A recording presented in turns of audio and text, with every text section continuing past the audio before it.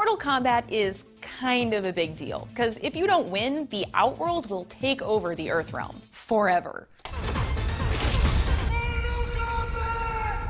Mortal Kombat was every parent's nightmare when it entered the video game arena in 1992. With sick but fatal martial arts moves, so much digital blood was spilled that it was part of the reason video game ratings even exist today. It also spawned a 1995 movie that almost didn't happen. It has begun!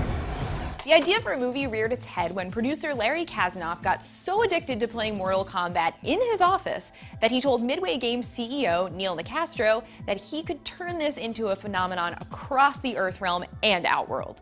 Nicastro must have thought Shang Tsung ate Kazanoff's soul, because to him it was just a game. No one else really thought that a live-action version would actually come out victorious. Video game movies really needed to level up back then. Super Mario Bros. Had just crashed at the box office, and if Mario's princess was still in another castle, Mortal Kombat was doomed. Even after New Line finally stepped into the ring, the studio had hated it so much that he actually slammed down the script. Hey, at least everybody got to keep their souls. Fatality. You can't deny that the reason this movie turned out to be so epic was because of director Paul W.S. Anderson. He would go on to be the mastermind behind sci-fi thriller Event Horizon and another hugely popular film series that was also adapted from a video game. You may have heard of Resident Evil, maybe? Anderson was a gamer himself. While he was still trying to launch his career, he could often be found in the arcade playing Mortal Kombat, so doing this movie was a no-brainer for him. Don't you love a director with some geek cred? I do.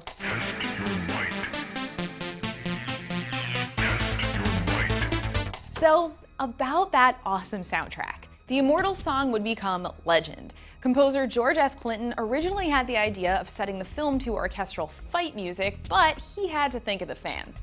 Gamers who were used to hearing hardcore techno as they smashed their opponents' faces weren't going to listen to just any orchestra. Try a Testosterone Orchestra. A Testosterone Orchestra is what Clinton called his idea of an orchestra with minimal strings, low brass, and tons of percussion. It's one of 3 elements in his techno-taiko-orco approach.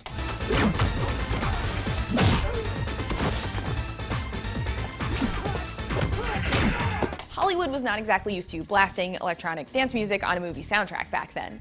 Sony wanted Buckethead, you know, the guitar wizard who plays with a KFC bucket on his head, or Eddie Van Halen, or even Janet Jackson. The producers were actually kicked out of 2 record studios that wanted to do something that was more pop and less that. Clinton still brought in Buckethead, who took music to a whole new level of awesome. Sony must have really regretted it when that soundtrack went platinum. Scary creatures are lurking all over the castle and Outworld. Even with the stealth fighters and undead things crawling around, there's one you'd least want to find in a dark alley: Goro. Goro is basically a hulkified orc with 4 arms and 1 weakness. Expect the guy who terrorized Ripley in Alien 3 to come up with a monster this menacing. Ex-Xenomorph Tom Woodruff joined forces with Amalgamated Dynamics' Alex Gillis to bring Goro to life. He needed someone who could handle wearing the 120-pound animatronic suit. Up to 16 puppeteers moved his eyeballs, eyebrows, and those extra limbs. There were some CGI enhancements that made his lips appear to move when he was scowling at someone, but the actor saw most of Goro in the flesh. This hulking $1 million Shokin Prince turned out to be a real diva. He was so huge that he got in the way of everything, to the point that some of the set design had to be changed. He also broke down so often that everyone would have to wait for him on set. Goro won't come out of his trailer became an inside joke among the production team, and he probably deserved this. This is where you fall down.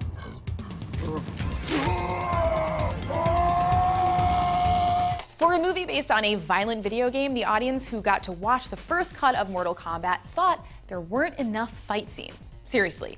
Anderson added his own favorite fights from the game, including Scorpion vs. Johnny Cage and Reptile vs. Liu Kang.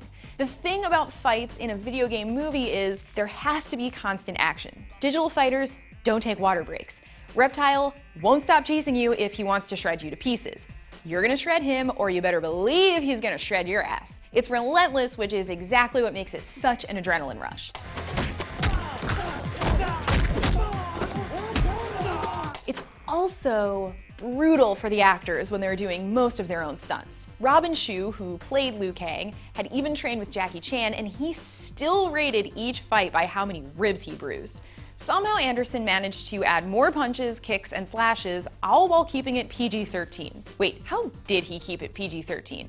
Killing a human character on screen automatically got you an R rating. Still, legions of teens who didn't have their driver's licenses yet were going to want to see this movie. That explains why everyone who dies is some other species, even if they look kinda humanoid.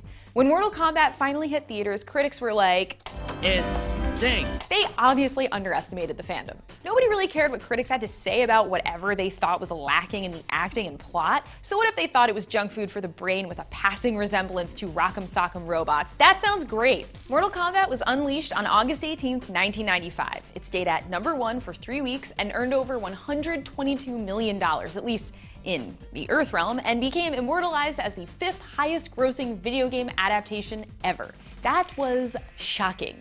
None of the cast or crew expected anything close to this. There had been so much doubt about another video game adaptation staying alive in Hollywood. Mortal Kombat defied odds that were lower than any chance Sonya had of beating Shang Tsung. Not bad for a film that started out with a budget of only $18 million. Weak, pathetic fools, I've come for your souls. I don't think so. Were you allowed to see Mortal Kombat when it came out in theaters, even if you played the game behind your parents' backs? Do you secretly turn up the soundtrack in your car? Has anyone out there ever cosplayed as Goro? Let us know in the comments.